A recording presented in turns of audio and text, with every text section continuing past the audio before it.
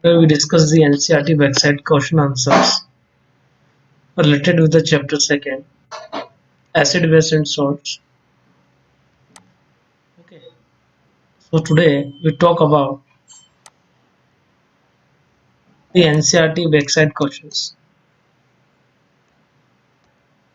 Okay. So first we see about first question from your NCERT. A solution turns red litmus blue. Its pH is likely to be. As we already talked the chapter topic indicators, acid base indicator, and where we talk about litmus paper. Red litmus turns to blue that indicate that solution is basic in nature. And if we see the options, solution is basic, then it must have pH more than 7. That means answer D, that means 10 is correct option. So answer based on red litmus blue. Okay. So the answer would likely to be 10. Next question number second. A solutions react with the crushed eggshell. This is, you must note that eggshell is made up of calcium carbonate CaCO3. Okay. So to give a gas that turns lime water milky, a solution must contain what? So if you see the chemical properties of acids, then I already discussed it that whenever carbonates are react with the acid, they produce a gas that is carbon dioxide, and you all know that carbon dioxide turns lime water milky. So the crushed eggshell, that means they are calcium carbonate, containing calcium carbonate when react with the acids. So you have to find the acid in the mixture in the options. KCl is a salt, LiCl is a salt, NaCl is a common salt. So SCl will be the answer. That is your acid. So answer is SCl. Come to the next question number third. 10 ml of solution of NaOH, that is a base, is given to be completely neutralized by 8 ml of a given solution of SCl. The volume of NaOH to be taken is 10 ml and the volume of SCl is 8 ml. Okay. So 2 ml HCl is more than NaOH. You can compare the volume 10 ml NaOH, that is base, and 8 ml is of acid. So acid is 2 ml less. So the resultant mixture is more basic. Is basic. Now if we take 20 ml of the same solution of NaOH, the amount of HCl solution required to neutralize it will be, yes, is already given in the question that 10 ml neutralize required 8, then 20 required just double. 10 required 8. That means 20 required 16 ml. The answer must be D. Very easy question. Question number 4. Which one of the following type of medicine is used to treating indigestion? Okay. So we have little bit knowledge about the drugs, but I will explain these terms. Antibiotic. That means the drugs which are used to kill microbes, that means bacteria, viruses, fungi, algae, etc. So the antibiotics are those drugs which used to kill bacteria and other microbes. Analgesics are those the category of drug which is used to cure pain. They are generally painkillers. Okay, so this option is will not also correct. Antacids, yes, anti means against, acid means against acid. That is the correct option that can be used for indigestion. So the option C is correct. What about D? That is antiseptic. Antiseptics are those drugs which are used to remove microbes from our living surface, from a living surface. That is the difference. So antacid will be the correct answer. That is taken. Antacid should be taken in case of hyperacidity of stomach. That means in case of acidity. Okay, you can take the name by the name of the or the some ranitidine, cimetidine. Then take. Okay, these are the common antacids which are used in our day-to-day life. So the answer is C. Next one is question number 5. Write word equation and then balance equation for the reaction taking place when dilute H2SO4 is react to the zinc granules. So basically, the first reaction is of metal with the acid. So the reaction is, I have already mentioned this reaction in our in a previous lecture class, where zinc is react with the sulfuric acid to give ZnSO4, and there is a evolution of hydrogen gas. Next question is, so the equation you can write Zn plus H2SO4 gives ZnSO4 plus H2. That is the equation. On to the next, dilute HCl when react with the magnesium ribbon. So the equation is Mg plus HCl gives MgCl2 plus hydrogen gas. So the balance equation is Mg plus twice of HCl will gives MgCl2 plus H2. You have to write the reaction by your own.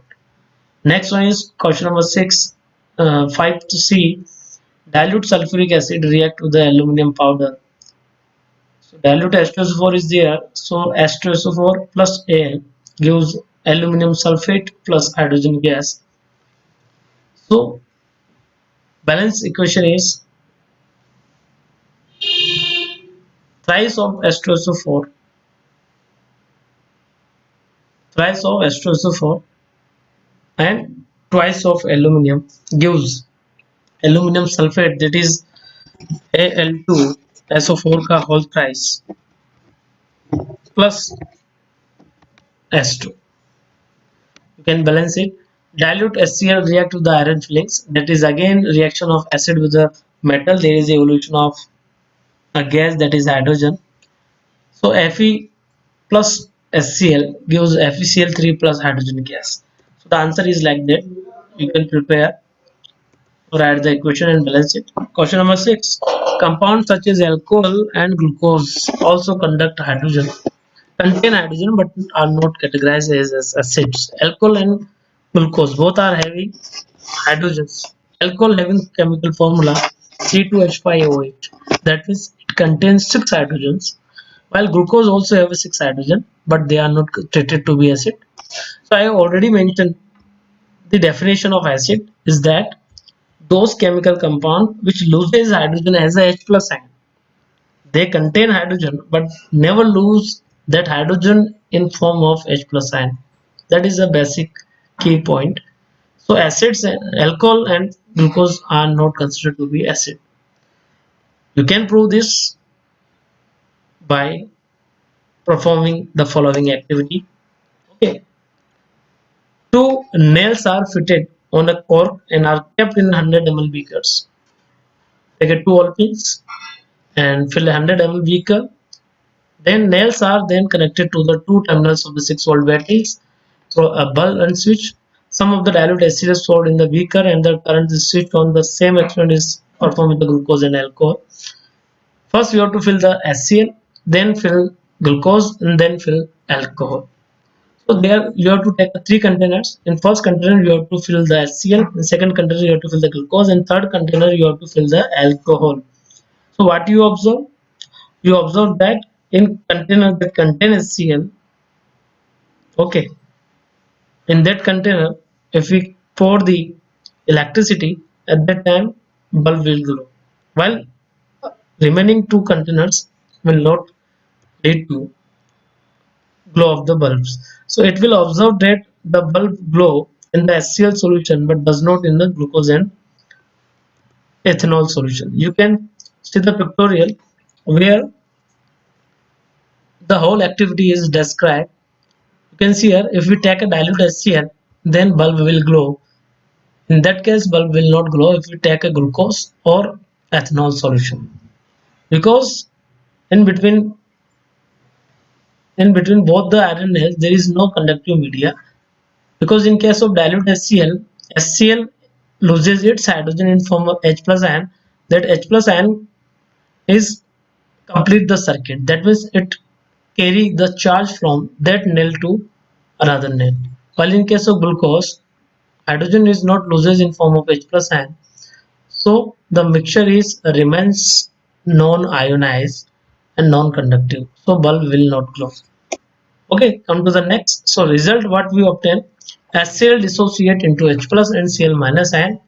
These ions conduct electricity in the solution, resulting in the glowing of the bulb. On the other hand, the glucose solution does not dissociate into ions, therefore it does not conduct electricity. So question number next, that is 7. What does distilled water not conduct electricity whereas rainwater does? Because distilled water never contain any ions, this is pure H2O. It never have ionized H plus ions. While in case of rainwater, there is lot of acids because of pollution. They are mixed with the water and may conduct the electricity. Explanation is as follows: the distilled water is a pure form of water and it is devoid of any ionic species. Therefore, it does not conduct electricity. In respect, rainwater being a impure form of the water contain many ionic species such as acids, therefore it conduct electricity. Then some of the students ask about the acid where that in sky what from where this acid is comes.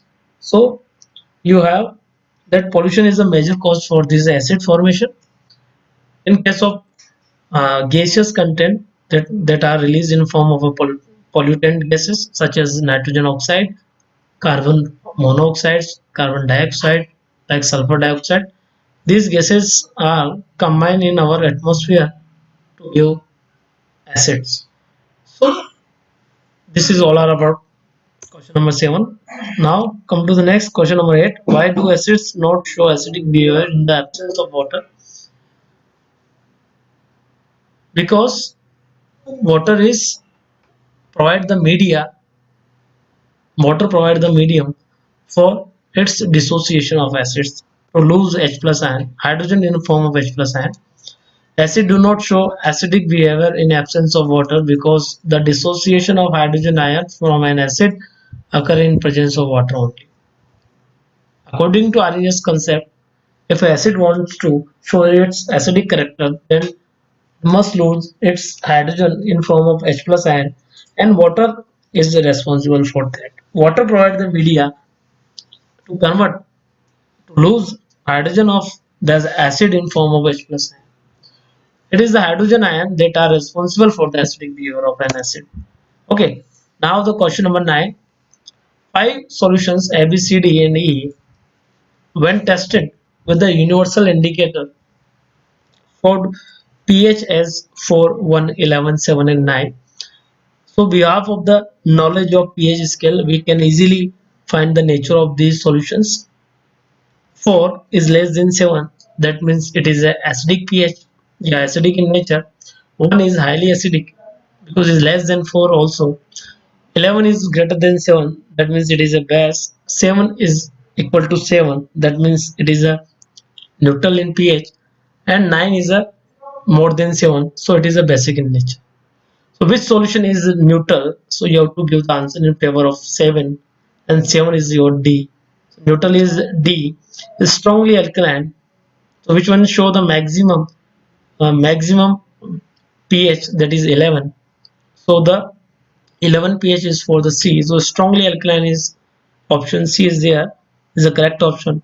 Is strongly acidic. So which one is the having minimum pH, that is 1, that would be B. So B will be the strongly acidic. Weakly acidic, that is in between the pH between 7 and 1, that is 4. So A will be the weakly acidic. Weakly alkaline, that is your 9. That means option E is the weakly alkaline. Arrange the pH in increasing order of hydrogen ion concentration. As we know that the pH is inversely proportional to hydrogen ion concentration. As the pH is increases, then hydrogen ion concentration will decreases. And we can also say that as the pH is decreases, then hydrogen ion concentration will increases. So the solution with the minimum pH have maximum H plus ion concentration. So you can see the answer. If we arrange, then hydrogen maximum hydrogen ion concentration found to be in option number 1. That means the solution having pH 1 having maximum H plus ion concentration. Come to the next question number 10. Equal length of magnesium ribbons are taken in test tube A and B. Hydrochloric acid HCl is added to the test tube A while acetic acid is added to the test tube B. In which test tube will the fizzing out more vigorously and why? The correct answer of this question is the fizzing occur more vigorously in case of test tube number A, that is HCl, because we already discussed it about the strength of acid, that HCl is a stronger in nature, while acetic acid is a organic acid which is weak in nature.